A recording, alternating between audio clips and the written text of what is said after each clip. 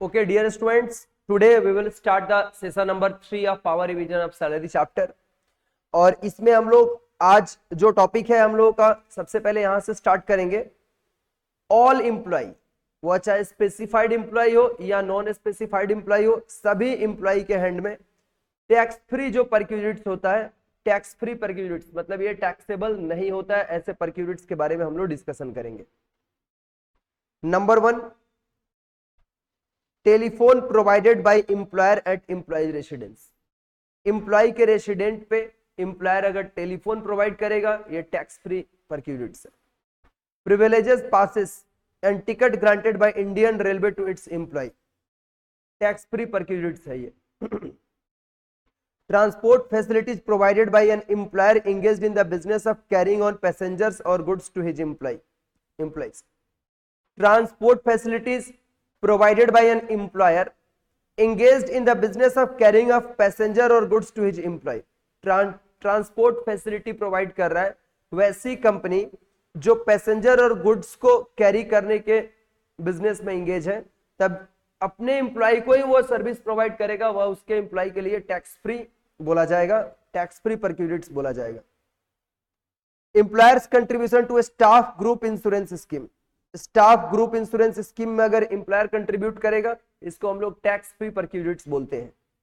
Premium on personal accident policy of the employee, personal accident policy of employee, employee के personal accident policy का premium अगर employer भरेगा, tax free perquisites होता है। 50 rupees तक का अगर लंच प्रोवाइड करेगा, subsidised lunch provided the value of the meal is up to ₹50। 50 rupees तक का अगर फूड मिल प्रोवाइड करेगा, लंच प्रोवाइड करेगा एम्प्लॉयर, एम्प्लॉय को टैक्स फ्री होता है। और रिक्रिएशनल फैसिलिटीज ऑलरेडी इसको डिस्कस किया जा चुका है, ये भी आपका टैक्स फ्री परक्यूजिट्स होता है। नेक्स्ट हम लोग पढ़ेंगे taxable perquisites in case of all employees.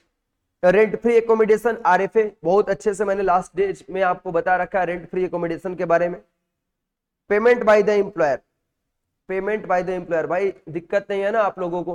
अच्छा, कुछ बच्चे ज्वाइन कर चुके हैं भाई, अभी जो आपके फ्रेंड लोग नहीं ज्वाइन किए प्लीज आप उनको इन्फॉर्म कर दो, मे बी शायद नोटिफिकेशन सभी लोगों को नहीं मिल पाया होगा, तो प्लीज आप सबको एक बार इन्फॉर्म कर दीजिए, जल्दी से इन्फॉर्म कर दीजिए सभी लोगों को आने के लिए। Payment by employer, that is an obligation of the employees, obligation of the employee. Payment by employer which is the obligation of the employee, तो ऐसे सिचुएशन में ये टैक्सेबल परक्यूजिट्स बोला जाएगा। Amount payable by employer to effect of an assurance of the life of the employee, employee के life के ऊपर life insurance का पेमेंट प्रीमियम भर रहा है एम्प्लॉयर, ये टैक्सेबल परक्यूजिट्स होता है। स्पेसिफाइड सिक्योरिटीज और स्वेट इक्विटी शेयर्स अलॉटेड और transferred to employer by employers, employer ने एम्प्लॉय को स्वेट इक्विटी शेयर्स अलॉट किया है या कोई specified securities that means ESOP issue किया है बिना कोई चार्जेस लिए, ये टैक्सेबल, या कम प्राइस में दिया है वो टैक्सेबल परक्यूजिट्स बोला जाएगा। नेक्स्ट आपका aggregate contribution made by the employer to the account of the SSC in rent free RPF में, एनपीएस में, recognised provident fund, NPS approved safe to the extent it exceeds ₹7,50,000। Aggregate contribution made by the employer to the aggregate contribution ₹7,50,000 total होना चाहिए। इसके बाद से देखिए annual accretions to the balance in the RPS, NPS or approved safe which relates to, तो ये similar nature during the previous year same amount आएगा ये। नेक्स्ट आपका यहाँ per employer contribution and included in the total income on account of same having exceeds ₹7,50,000, ये same चीज discuss किया है, इसी में ये कंटिन्यूएशन था इसका। Annual accretions to the balance in the recognised provident fund, national pension scheme, approved safe which relates to employer's contribution and included in the total income. Then annual accretions by way of interest, dividend or any other amount of similar nature during the previous year to the balance of the credit of RPF and NPS, ये आता है, तो ये आपका taxable perquisites में लिया जाएगा। Approved safe to the extent it relates to the employer's contribution, employer contribution वाला जो हिस्सा होगा वह टैक्सेबल पर क्यूरेट्स कंसीडर किया जाएगा। और एनी अदर फ्रिंज बेनिफिट जो है ये ऑलरेडी हम लोग डिस्कस कर चुके हैं, लेकिन फिर से एक बार देख लो, ये भी टैक्सेबल पर क्यूरेट्स में आता है। जैसे इंटरेस्ट फ्री और कंसेशनल लोन ऑलरेडी हम लोग डिस्कस किए हुए हैं इसका। Travelling, touring and accommodations, gift voucher और token in lieu of such gift, credit card, club expenditure, use of movable assets, transfer of movable assets, other benefit और amenities, all are taxable. अभी हम लोग जो लिस्ट देख रहे हैं ये टैक्सेबल पर क्यूरेट्स का लिस्ट है। इसके बाद आप आ जाएंगे यहाँ पे अगले पेज पे अपने, यहां से ये आप लोगों को ऑलरेडी आता है लेकिन फिर भी हम लोग रिवीजन करेंगे। लीव सैलरी, लीव सैलरी का प्रैक्टिकल क्वेश्चंस मैंने आपको कराया है, लिखा के भी मैंने कराया है, आपके बुक्स में भी समझाया हुआ है। देखिए लीव सैलरी जो जॉब के कंटिन्यूएशन के दौरान मिलता है, during the continuation of the job मिलता है लीव सैलरी, तो ये फुल्ली टैक्सेबल होता है। Leave salary in cash during the, मैंने ऐसे पढ़ाया आपको, leave salary in cash during the continuation of the job is fully taxable. और अगर रिटायरमेंट या टर्मिनेशन ऑफ जॉब पे मिलता है लीव सैलरी, तो हम देखते हैं कि गवर्नमेंट इंप्लॉय है कि नॉन गवर्नमेंट इंप्लॉय है। अगर गवर्नमेंट इंप्लॉय है देन फुल्ली एग्जम्प्टेड, और अगर नॉन गवर्नमेंट इंप्लॉय को मिलता है तो list of the following will be exempted. Then क्या हो जाएगा, list of following fully exempted नहीं होगा, list of the following will exempt होगा। List of the following will be exempted. क्या क्या इसमें आएगा भाई, leave salary received by the employee ₹3 lakh which is the maximum exemption limit for life time होता है। 10 into average monthly salary, average monthly salary of the last 10 months होता है। और leave earned into leave earned हम लोग month में compute करते हैं, डेज में निकालते हैं तो उसको हम लोग 30 से डिवाइड करके मंथ में कन्वर्ट करते हैं, इंटू एवरेज मंथली सैलरी, ये कंप्यूट करते हैं। और इसमें से जो लोअर वैल्यू आता है वो लोअर वैल्यू लीव सैलरी जो रिसीव होता है उसमें से इससे एग्जम्पशन आता है, और जो टोटल अमाउंट लीव सैलरी का मिलता है उसमें से एग्जम्पशन को माइनस करके और टैक्सेबल वैल्यू को हम लोग लिखेंगे। जैसा क्वेश्चन पूछेगा एग्जम्प्टेड निकालना हो तो एग्जम्प्टेड, और आपको ये निकालना होगा तो हम लोग, और मैंने इसको बताया था कंपनी पॉइंट ऑफ व्यू से भी और इनकम टैक्स डिपार्टमेंट के पॉइंट ऑफ व्यू से भी। पेंशन पे आ जाइए, पेंशन पॉइंट पे भाई आ जाइए आप। पेंशन में क्या मेंशन किया हुआ बच्चों, अगर आपको कम्यूटेड पेंशन और अनकम्यूटेड पेंशन के बारे में यहां पर बताया जा रहा है, कम्यूटेड पेंशन और अनकम्यूटेड पेंशन के बारे में आपको बताया जा रहा है। अनकम्यूटेड पेंशन मिलेगा मतलब एज ए एन्यूटी आपको पीरियोडिकली मिलता रहेगा मंथली, तब ये ऑलवेज टैक्सेबल होगा।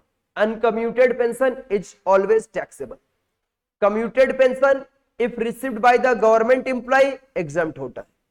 Commuted pension received by the government employee exempt होता है।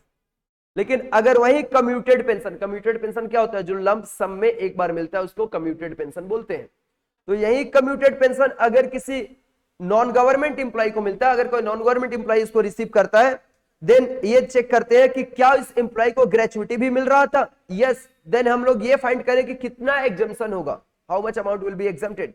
देन नॉन गवर्नमेंट एम्प्लॉय को अगर मिल रहा है और that employee is also receiving the gratuity, then क्या हो जाएगा यहाँ पर 1/3 ऑफ टोटल पेंशन, टीपी मतलब टोटल पेंशन।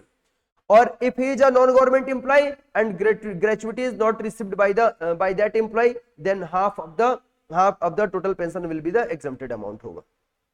और टोटल पेंशन हम लोग कैसे निकालते हैं, commuted pension by percentage of the commutation, ऐसे हम लोग फाइंड करते हैं, ऐसे हम लोग इसको फाइंड करते हैं। इसके बाद नेक्स्ट टॉपिक आपका है ग्रेचुइटी। नेक्स्ट टॉपिक आपका क्या है बच्चों, ग्रेचुइटी। ग्रेचुइटी के केस में हम लोग देखेंगे gratuity received by the government employee is fully exempted. Received अगर गवर्नमेंट एम्प्लॉय अगर ग्रेचुइटी रिसीव करता है तो ये फुल्ली एग्जम्प्टेड होता है। लेकिन अगर ये आपका नॉन गवर्नमेंट एम्प्लॉय रिसीव करता है, नॉन गवर्नमेंट एम्प्लॉय रिसीव करता है, तब हम लोग ये चेक करते हैं कि ये उसका जो ऑर्गेनाइजेशन है वो पोगा में कवर्ड है कि नहीं। पोगा मतलब पेमेंट ऑफ ग्रेचुइटी एक्ट में ऑर्गेनाइजेशन कवर्ड है कि नहीं। Non government employee receiving gratuity received by the non government employee, then हम लोग देखेंगे कि उसका organisation covered under the payment of gratuity act है कि नहीं है। अगर covered under payment of gratuity act है तब उसके लिए एग्जाम्पशन रूल ये वाला लगेगा। एग्जाम्पशन ये जो अमाउंट आएगा कितना एग्जाम्पशन होगा ये बताया जा रहा है, मिलेगा कितना वो तो मिलेगा उसको, एम्प्लॉयर से रिसीव होगा, लेकिन एग्जाम्पशन कितना होगा। Then gratuity received maximum amount ₹20 lakh, this is the lifetime limit. और उसके बाद से हम लोग क्या करते हैं यहां पर 15/26 into average monthly salary into last drawn salary उसका लिया जाता है यहाँ पे। एवरेज मंथली सैलरी ये 15/26 into completed year of service, और फिर उसके बाद से completed year of service into last drawn salary, last average salary उसका लेंगे हम लोग। और अगर नॉट कवर्ड बाय द पोगा होगा, not covered by the payment of gratuity act होगा, तो हम लोग क्या लेंगे, ग्रेचुटी रिसीव्ड ₹20 लाख और half into average monthly salary into completed year of service, average monthly into salary into completed year of service, और यहाँ पे लास्ट ड्रॉन सैलरी लिया जाता है उसका। फिर देखिए यहाँ पर रिट्रेंचमेंट कंपनसेशन क्या, रिट्रेंचमेंट कंपनसेशन के लिए क्या है, 15 डेज सैलरी मतलब ऐसा निकलता है 15/26 into salary last drawn salary या सैलरी लास्ट ड्रॉन एक ही बात हुआ। यहाँ पे एलओएस मतलब वो ये चेक करते हैं ना हम लोग उसमें कि अगर वह 4 ईयर 6 मंथ जॉब किया है, जैसे मतलब 14 ईयर 6 मंथ जॉब किया है, तो उसको हम लोग कितना लेंगे, 15 ईयर्स लेंगे। 14 ईयर्स अगर 8 मंथ किया है तो भी 15 ईयर्स लेंगे। 14 ईयर 3 मंथ्स किया है तो हम लोग उसको 14 ईयर्स लेंगे। ये सब आपको बताया गया था। तो एलओएस में life of service, half year से अगर अबव रहेगा तो फुल ईयर हम लोग लेंगे, हाफ ईयर से फुल रहेगा तो अच्छा 6 मंथ भी रहेगा तभी हम लोग 14 ही लेंगे। यहाँ पर 14 ईयर 6 मंथ रहेगा तभी 14 लेंगे। ग्रेटर देन हाफ रहेगा, half year life of service, तब हम लोग उसको फुल ईयर कंसिडर करेंगे। ठीक है भाई। नेक्स्ट आपका है रिट्रेंचमेंट कॉम्पनसेशन। इसका एग्जाम्पशन हम लोग कैसे निकालते हैं, 5 lakh is the maximum limit, amount received at the time of the retrenchment और 15 days average pay into life of service. Power note क्या है यहाँ पर, compensation to workman under central government scheme. Central government scheme में अगर है तो fully exempted under section 10 sub section 10 भी होता है। वॉलंटरी रिटायरमेंट स्कीम में अगर वो रिटायर होगा तब उसके लिए क्या एग्जाम्पशन है। एवरेज मंथली सैलरी कैसे निकालते हैं, वो ग्रेचुइटी वाला है। ये आपको पता है, average monthly salary into 10 month immediately preceding the month of the retirement. इसमें immediately preceding the month of retirement लेते हैं, और इसमें हम लोग क्या लेते हैं, जिस दिन रिटायरमेंट हुआ। अगर नॉट कवर्ड वाला रहता है ना, नॉट कवर्ड वाला जब रहता है तो जिस दिन रिटायर हुआ है ना उसके ठीक प्रीवियस डे से काउंटिंग स्टार्ट हो जाता है, प्रीवियस डे से काउंटिंग स्टार्ट हो जाता है।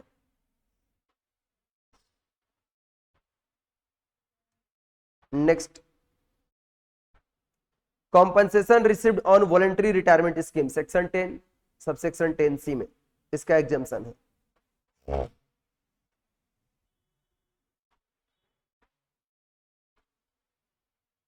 अच्छा, ये चीज मैं आपको बता दूं उसको स्टार्ट करने से पहले,